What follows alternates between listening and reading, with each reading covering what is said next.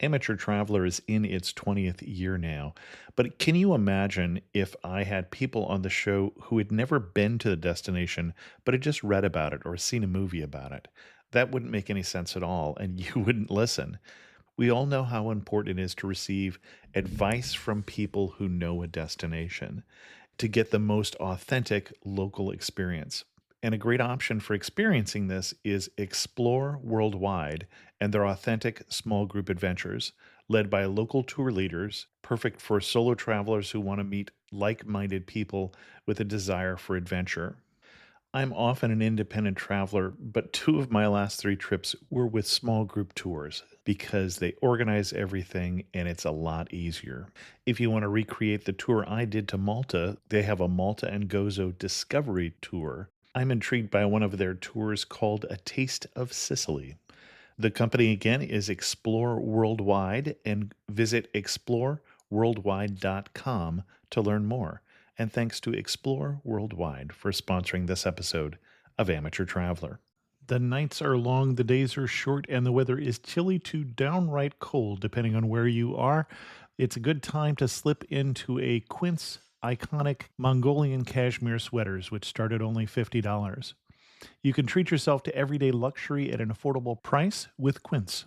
If you really want to dive into luxury, you can check out their leather handbags, washable silk shirts, and European linen sheet sets. Whatever you're looking for at Quince, all the prices are 50 to 80% less than similar brands, and they do that by partnering directly with top factories and cutting out the middleman. They only work with factories that use safe, ethical, and responsible manufacturing processes. And of course, they use premium fabrics and finishes for that luxury feel in every piece. But you've already heard me rave about my Quince travel pants. Treat yourself this winter without the luxury price tag. Go to quince.com/traveler for 365-day returns plus free shipping on your order. That's QUINCE.com/traveler to get free shipping and 365-day returns. Quince.com/traveler. And thanks to Quince for sponsoring this episode of Amateur Traveler. Got my bags packed, I'm on a roll. I'm heading out there, and I'm ready to go.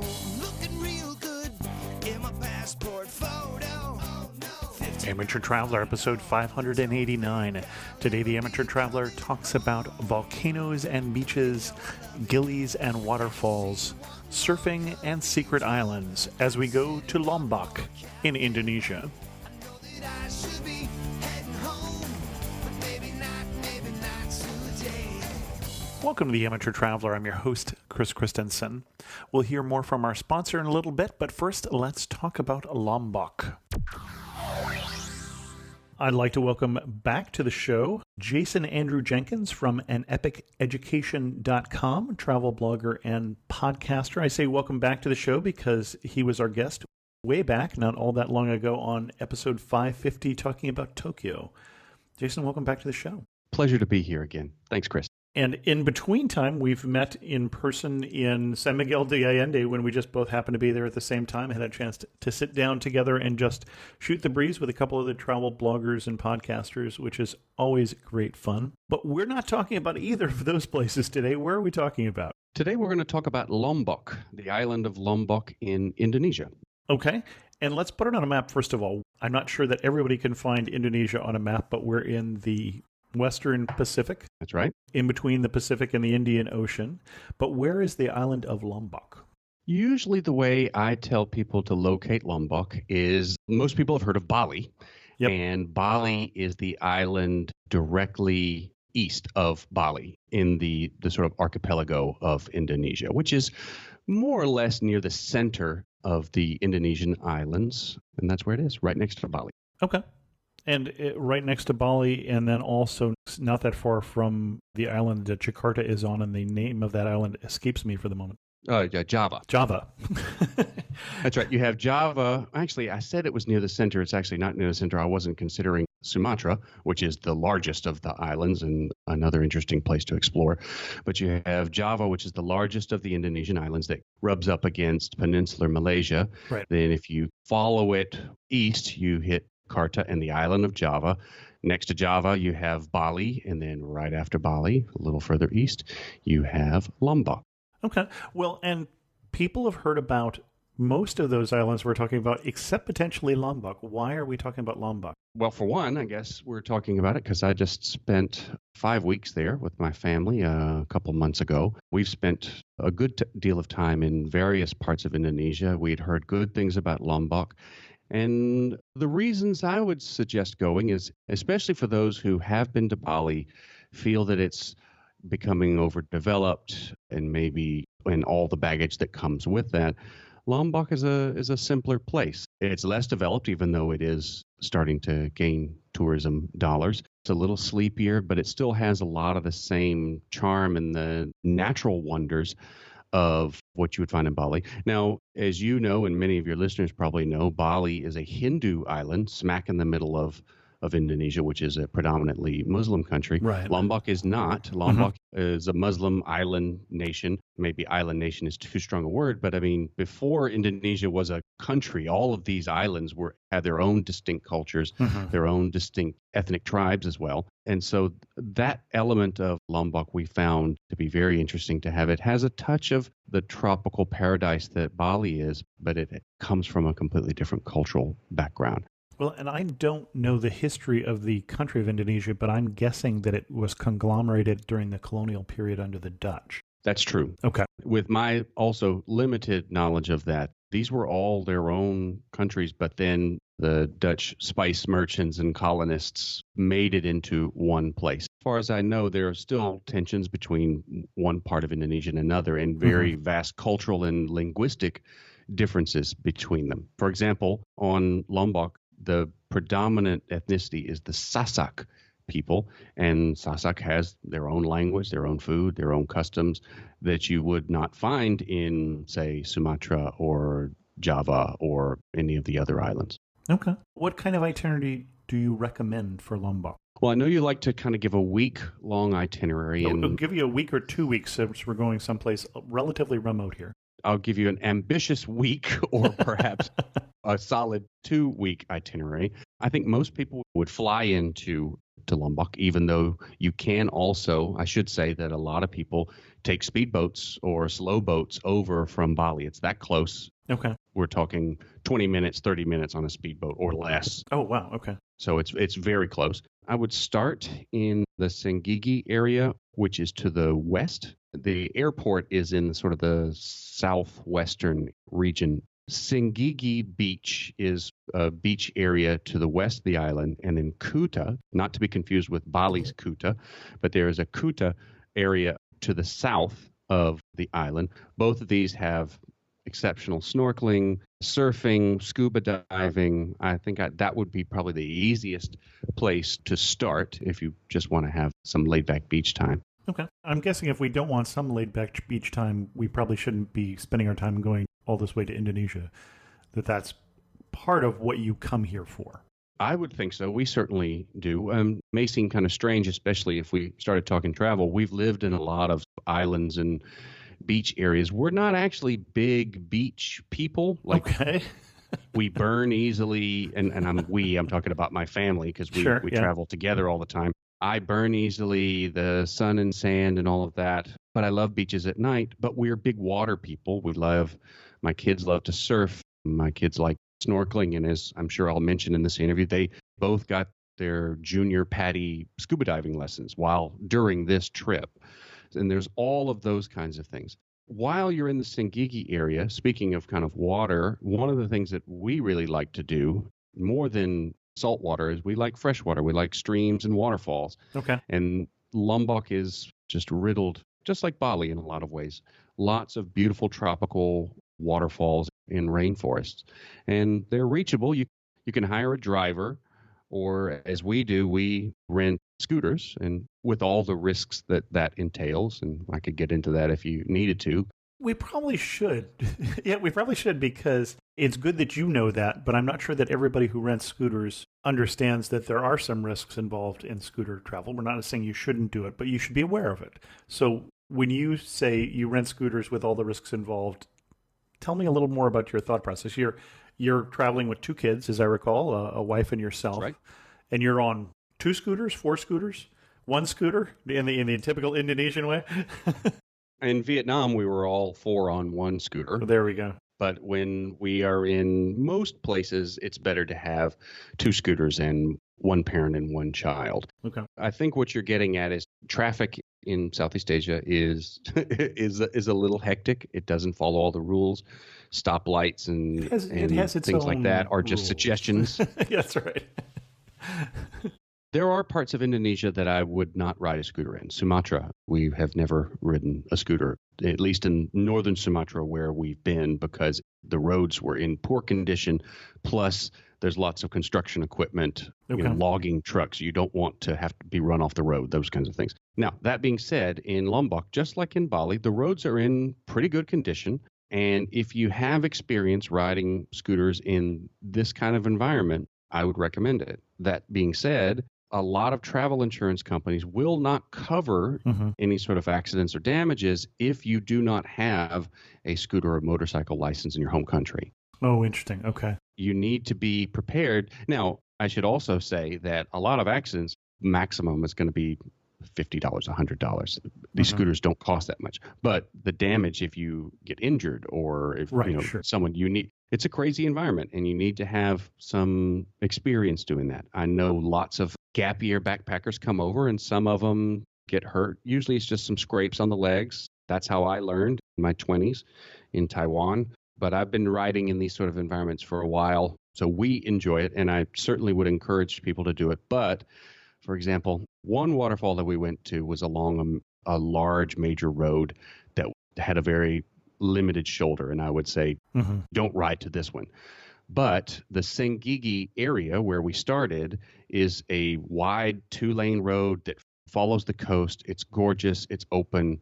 Turns are easy to see around. Mhm. In these kind of environments, I think even less experienced riders would enjoy it. Well, and we should say we haven't talked topography of the island yet, but this is like the neighboring Bali, a volcanic island, I gather. That's right. And Bali is really noticing that right now as people can't land planes because the volcano is Oh, active yes. right now. Mm-hmm. In fact, while we're talking, you may or may not be able to fly into Lombok because of the neighboring volcano. But by the time this comes out, that may be all past. So definitely check into that before you book your trip. It's not a live volcano in that there's no lava, Mm-hmm. but it's not a dormant volcano either. There's bubbling sulfuric, I think that's still Activity. considered active. and it's called Rinjani. It's Mhm. sometimes called Mount Rinjani or Gunung. Gunung is, I think, the word for mountain, Mhm. but it is a volcano, and it is in the center north of the island, and that's one of the other places that I would recommend you go. You can do trekking to the top of Mount Rinjani. It's a rough hike, and when I mean rough, I mean if you're an experienced climber, I think you would have a bold challenge. If you're not, this is not easy steps. For example, we chose not to do it because we're with an 11-year-old. Okay. And my 11-year-old has done jungle trekking in Sumatra, and she's hiked and climbed in a lot of different places. But So she can probably do more than I can, is what you're saying. perhaps, I don't know, she can do more than I can. Okay, there we go. We felt like this could be a little too strenuous and possibly a little perilous in that there are some steep drops. I don't mean to make it out like this is a life or death sort of thing, but I think you should be in shape or at least be prepared for a challenge to do it. When you reach the top, it takes a day. You camp at the top and then you come down, and it is cold. That's another reason I should say that we did not particularly do this, even though it's one of the most popular and well-known things to do on Lombok, is we didn't want to pack winter clothes. We didn't want to pack Yeah. puffy jackets. A lot of outfitters will supply you with sleeping bags and tents and all of that, and they'll carry it up there for you too. But you need to have long johns and a sock hat, and we didn't want to come for that for just one day. Okay. You're long-term on the road, so you're not carrying your winter wardrobe with you, I gather. On this particular trip, no. Yeah. We didn't have any winter clothes. Well, I should say, and this is something that is a general rule that for Southeast Asia in general, I do think you should still bring some sort of hoodie or sweatshirt and socks because flights can be cold. The boats that you take between places, for example, the boat between Penang and Langkawi, is freezing. A lot of Southeast Asian countries, especially Malaysia, but Indonesia too, they love their air conditioning. And we kept fleece and socks to go to the movies when we were living in Penang because it was so cold. So we had a sweatshirt, but we weren't prepared for overnight like this. No. Okay. Let's take a break here and hear from our sponsor. This week's episode of Amateur Traveler is sponsored by Fragrance X. Fragrance X is America's largest fragrance outlet. They offer free shipping and up to 80% off brand name perfumes, which is a way better deal than you're going to get in the duty-free shop. And then you also don't have to go on the plane smelling like perfume. They also help you find discontinued perfumes, and I've had that problem at Christmas and Valentine's Day. For my wife, it was trying to track down a specific Halston fragrance, and for my mother, I can't even remember what it was that I went all over town looking for. So Fragrance X, you can also get 20% off using the code TRAVELER20 at fragrancex.com. Thanks again to Fragrance X for sponsoring this episode. We started on itinerary, and then I think I got you off track. I know. We went from itinerary in Lombok to movie theaters in Penang. I've started off with the beach areas of Kuta and Senggigi. I'm telling you this because I think I'm also recommending activities such as surfing lessons or snorkeling or these things. We've done these and really enjoyed them. Then let's say that the island is a clock and we're moving clockwise. Okay. You will head to the northern part. You have three most famous little islands off the coast of Lombok, and these are called gillies. And gillies is a word that comes from the Sasak language, which means little island. And Lombok has hundreds of them, maybe more than hundreds of gillies. So when you hear people talking about going to the gillies, they're frequently talking about the three islands I'm about to talk about, but there are lots of different island hopping trips to various gillies. The most famous of these are in the northwest of the island. There's a boat dock that you jump on boats. I can talk about accessing them if you like. There's a speedboat and then there's a local boat. The speedboat takes maybe 15 minutes and your feet don't even get wet, and it costs 5 times the amount of taking the local boat with the local people. But these three main islands, the first one is called Gili Air, A-I-R, just like air, then Gili Meno, and then the third one is called Gili Trawangan, which is sometimes truncated to Gili T. And these three islands have a lot of the same sort of surfing and nature and snorkeling and all of these things, and they get more developed. Actually, I won't say they get more developed as they go out. Gili Air, the first one, the closest to the mainland, and Gili T are both fairly populated. Gili Meno in the middle is not, and there are a lot of sea turtle opportunities in this area. And if you want to go to a super quiet beach, you go to Gili Meno. Gili T, the furthest one out, Gili Trawangan, is a lot like Bali or Koh Phangan in Thailand in that it's full of backpacker shops. There's a vegan coffee shop next to a glass bottom boat place. This is not undiscovered by tourists, is what you're saying. This is not undiscovered by tourists, and a lot of tourists from Bali go. Okay. It has a reputation as a party island in that, I mean, there are signs on the street saying we sell mushrooms. There are DJs playing at one part of the beach. There's that whole scene. And when you say we sell mushrooms, they're not just looking for a good reduction of mushrooms and for your burgers. These are not for pizza. Okay. These are psychedelic mushrooms here. So these are psychedelic mushrooms, and there's that whole scene there. I hesitated to go there in that I wondered if it would be a family-friendly scene. Sure. I obviously didn't want to hear club music all night while we're trying to sleep or something. But there's a whole other side of the island that I highly recommend. I think it's very easy to go there. The island is not that large. We literally biked around it in a few hours, if that tells you how small it is. But there is a lot of places to stay there. We stayed in the interior and stayed at a gorgeous villa with our own pool and didn't hear any of that. And then we're able to go and get a pizza if we wanted to get. And when you travel a lot, sometimes it's nice to get a pizza. Sure. So there is that scene there. And if that attracts you, then that's a place to go. If it repels you, I can tell you that there's still reasons to go there. And there's other things like cooking classes and jewelry making classes and a lot of opportunities for other kinds of activities, as well as tours and surfing, snorkeling. Our favorite of the three islands is Gili Air, which is the closest one to the shore. It takes minutes to get there. It's a happy medium between the isolated Gili Meno and the very crowded Gili T, in that it has lots of beach facing restaurants. It's quite mellow. It was a great place to walk around. And again, we biked around the island in a few hours, exceptional sunsets. Oh, and perhaps I should mention this. I keep saying that we biked around. There are no cars on these islands. Oh, All okay. three have no cars. I noticed this time that local residents now have electric scooters. But aside from that, the main modes of transport are your feet or a bicycle, and you can rent bicycles everywhere. And then something called I don't know if it's a sidomo or a chidomo, which is it's a horse-drawn cart. Okay. And these carts will be waiting at the dock to throw your bags in the back and then take you on. The horses are usually decorated with lots of bells and designs, and you can judge for yourself whether their situation is good or bad, but that's the main way that people get around. And there are mosques on these islands, just like there are all over Lombok. So 5 times a day, you will hear a call to prayer. Excellent. Where else are you going to direct us on Lombok? One of our favorite places was the northern region of Senaru, which is the northernmost part of the island. This is where Mount Rinjani is, and the people in Senaru have their own culture as well. There's some amazing, amazing waterfalls.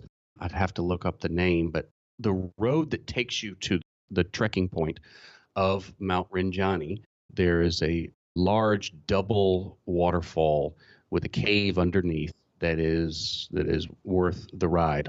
And I'm going to guess that might be Sendangile Tiu Kelep waterfall. Tiu Kelep, that's the one. Yes, thank you. Your fingers work faster than mine. Tiu Kelep, it's a little bit of a hike in. All of these waterfalls require a small fee or quote unquote donation as you're entering. But this one takes a longer hike than others. And when I mean longer hike, I mean 20 minutes, 30 minutes max. And you do have to cross a river. So I would not wear tennis shoes, or at least be ready to take them off. You have to walk across a river, and there's no rocks to reach it. It's a massive, beautiful waterfall, very cold water, and a constant stream of mist to where even in the hottest temperatures, you can actually get cold there. But we're waterfall junkies, so we really, really liked this one. In all of the waterfalls that you'll find in Lombok, there'll usually be some local chaps hanging out, asking if you need a guide, or possibly even telling you you need a guide. You must have a guide. You really don't. If you want to, you can, and of course you'll be charged for it. But if you are polite and stern, or at least committed to your defense that you don't need one, you don't need to take one. The trails are very easily marked. And so sometimes they'll say, well, you need it because you'll get lost. And then you walk along a paved sidewalk down to a waterfall. And it's like, I didn't really need a guide. Some guides do give some local history, give some numbers on flora and fauna. We did one that we thought was worth it. But for most of them, just the style of travel we do, we just decided to do it on our own. There are monkeys in Lombok, and not just any monkey, but the macaque. Oh, sure.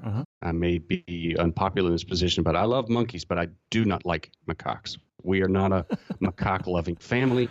Spending so much time in this area, macaques are very smart and very bold and potentially dangerous, even though we've never experienced ourselves. If you come into contact with macaques, be very careful and don't make eye contact with them. Now, I know some people think gone to Bali and they've gone to Monkey Forest and they say, oh, these are so sweet. You just need to be careful around macaques, I think. And the best way to ensure that you're not going to have an interaction with a macaque is he's approaching you because he knows you have food. Make sure that your food is not visible. Don't carry dangling, bright-colored or sparkly things that dangle off your backpack. Make sure all your food is inside your bags, and that'll be the best case.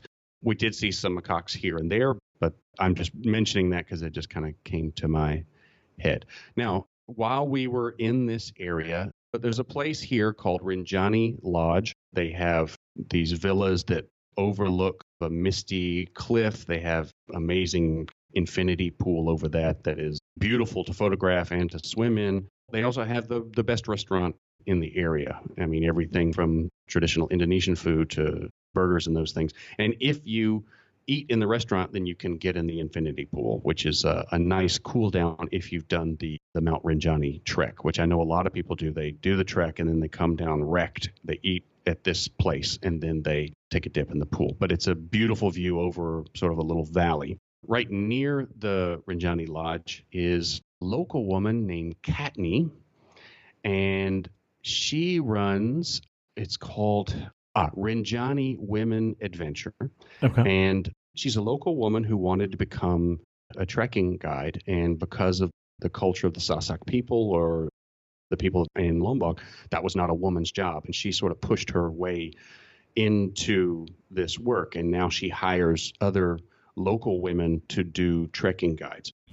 We chose not to go to the top of the mountain, but we took one of her local tours where we went to a Sasak village and then we walked through some rice fields, and basically a full day my son and I spent with two of her staff going through villages and through rice fields and basically looked like over a mountain and through the woods kind of thing. It was a great half day.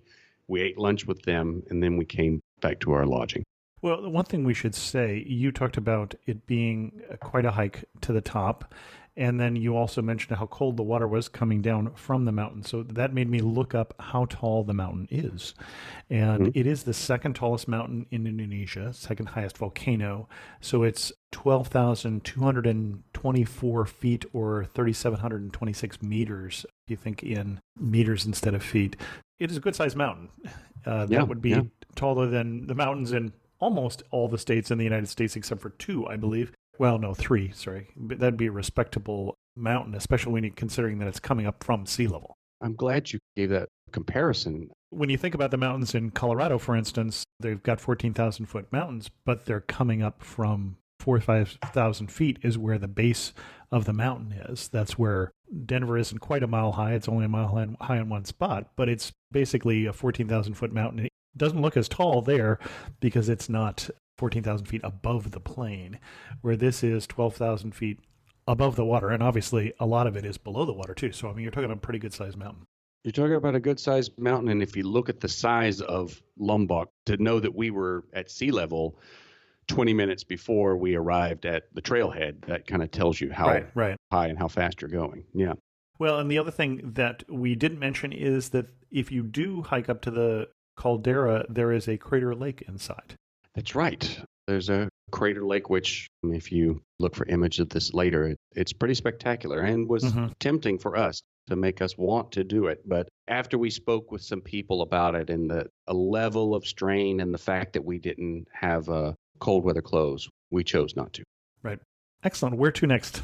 What we chose to do instead is we actually went with a company that does the Mount Rinjani group. I think they're called Rinjani Fun Trekking, their name, or Fun Rinjani Trekking or something. They offered several different tours. Of course, their main tour is to go to the top of the volcano, but they had an island hopping tour. And whether you go with Rinjani Fun Trekking or some other group, I highly recommend doing an island hopping tour. And this is not just the three gillies that I just told you about there. Like I said, there are hundreds of others.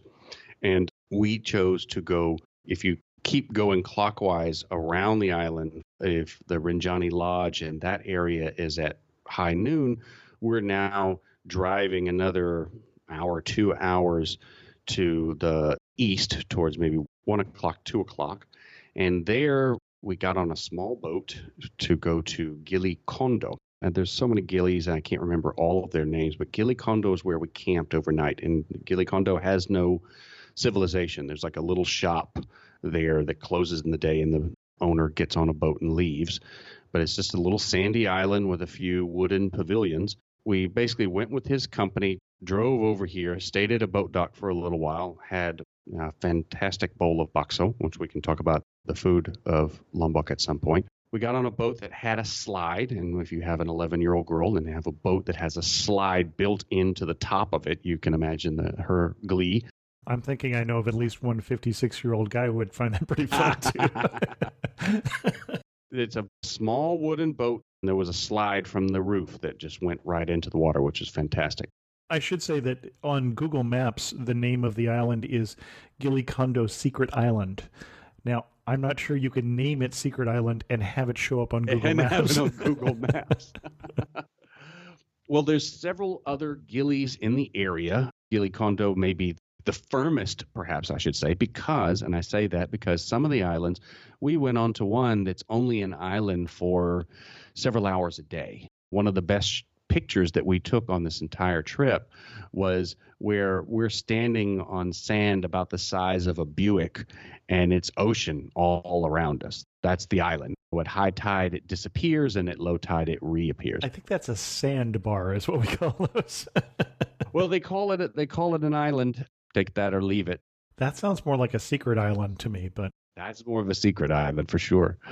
Then there was an island that was covered in mangroves, and then there was another that was excellent for snorkeling, and the boat putters from one to the other, and we jump out and explore. Then we into Gili Kondo, and there's a team of 5 guys. They've loaded all the tents and sleeping bags and food for the day, and we spent the night there, had chicken curry, had fish that my son actually, listeners can tell if you want to do this or hand this to your own child, but one of the guides had a spear gun. Like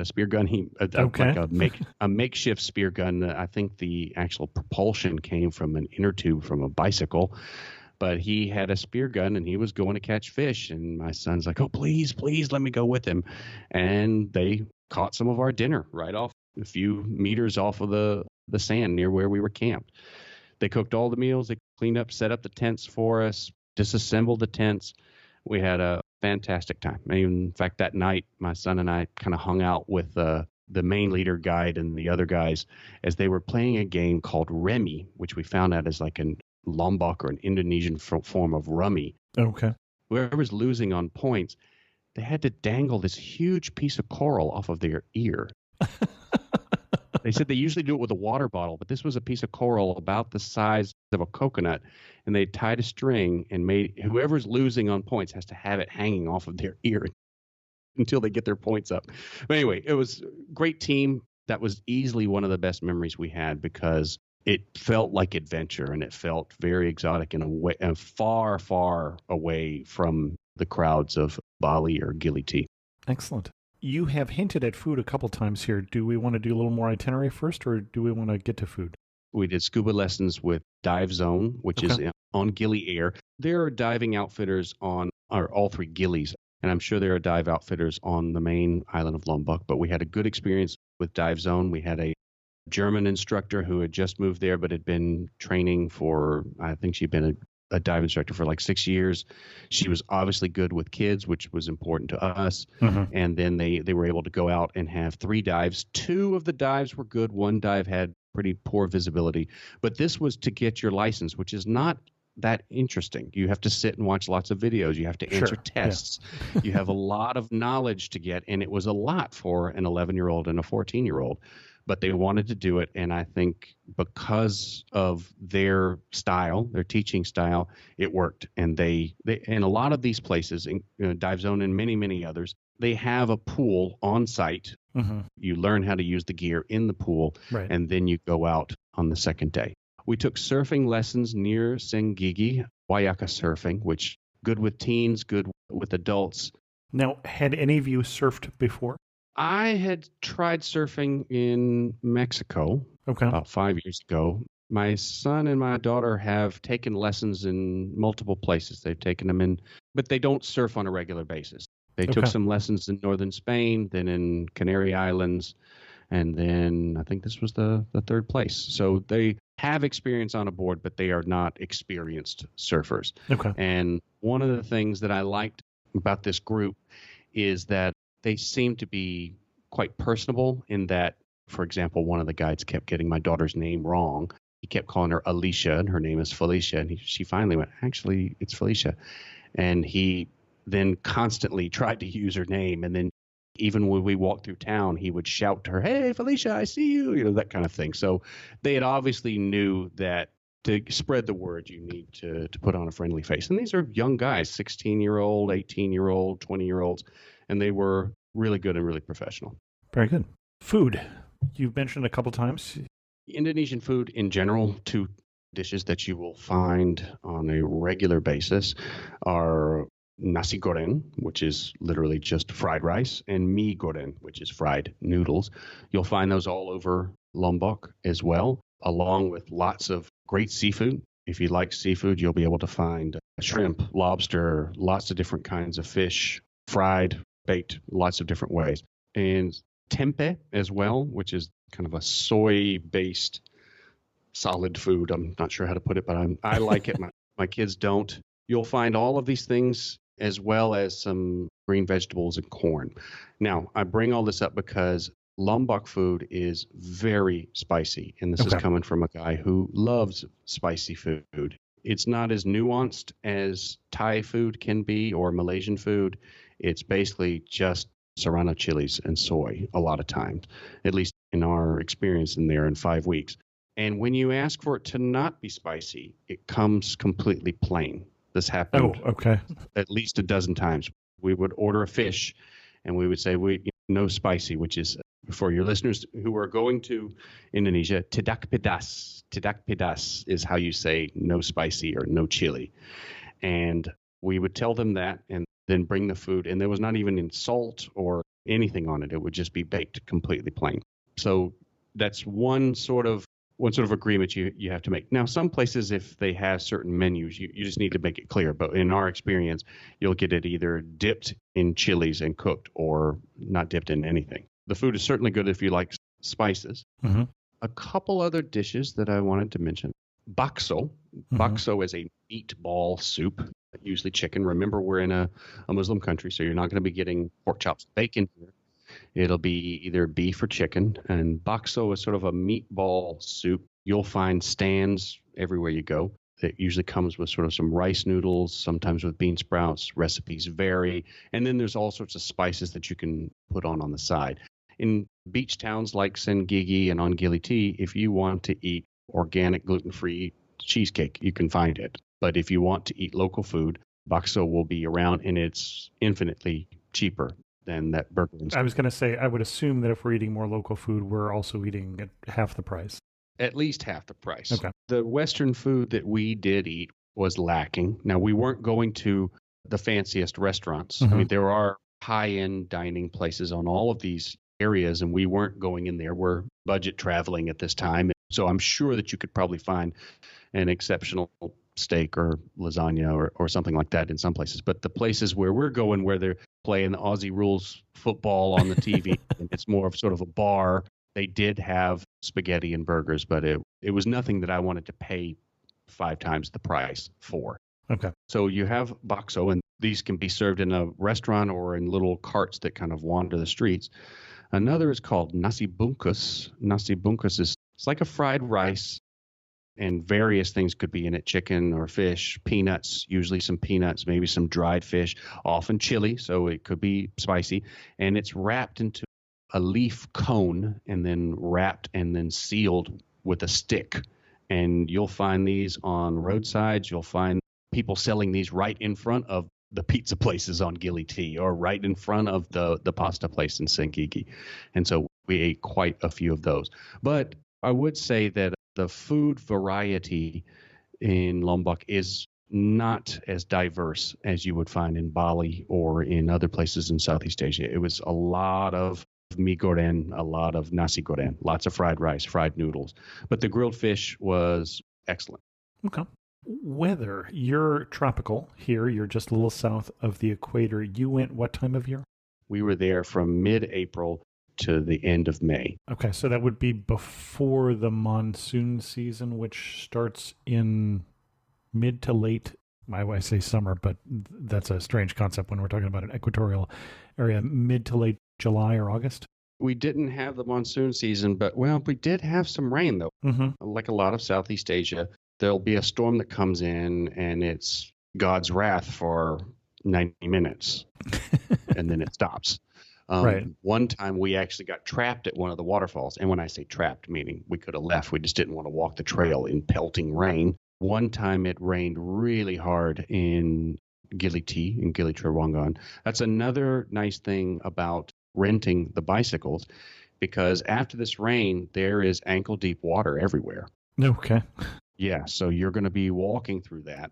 And so it's best sometimes to kind of just bike over it than to have to walk through it. There are some sidewalks, but most of the gillies, they're not even paved. There's just sand. And we didn't bring shoes, and we didn't miss having shoes at all.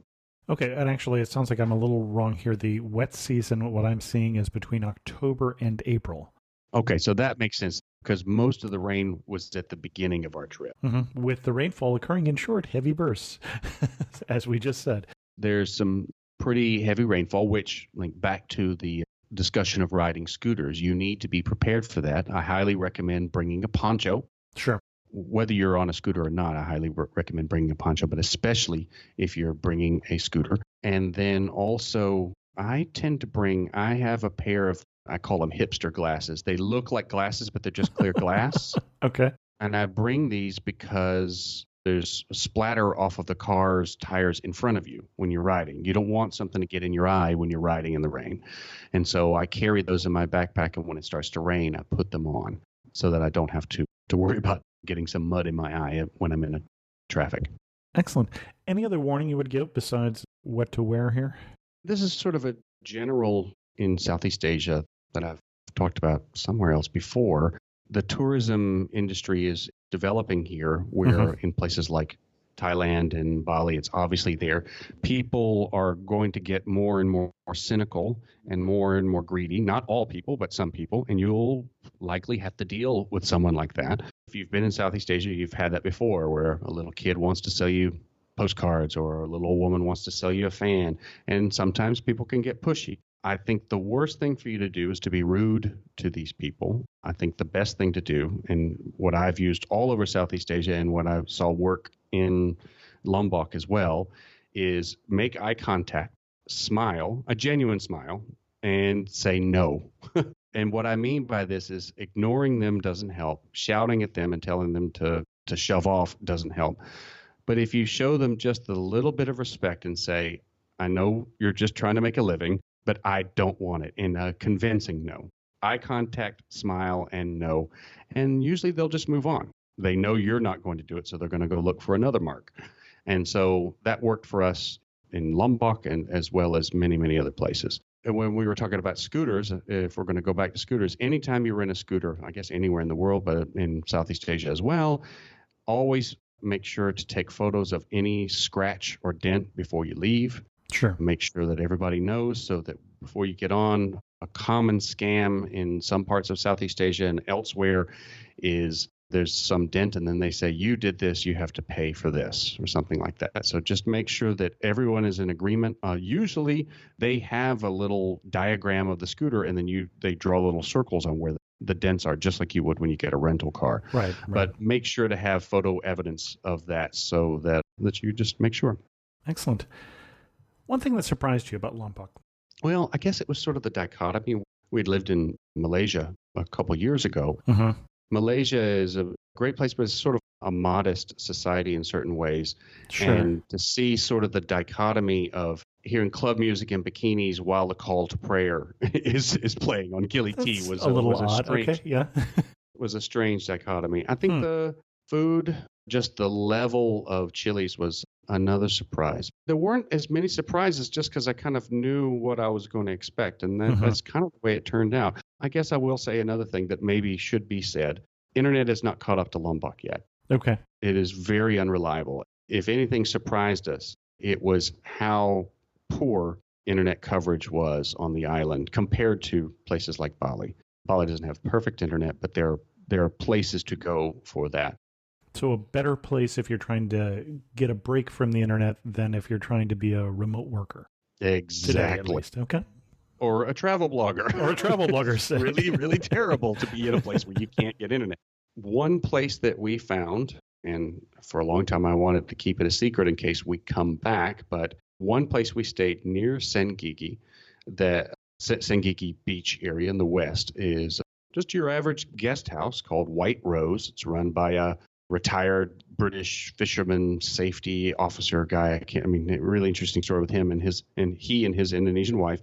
But he has spent a lot of money and time to get routers and all of this from Jakarta, and he had the most reliable internet of anywhere we stayed in 5 weeks. place is called White Rose. If you need internet, I would go to this guy.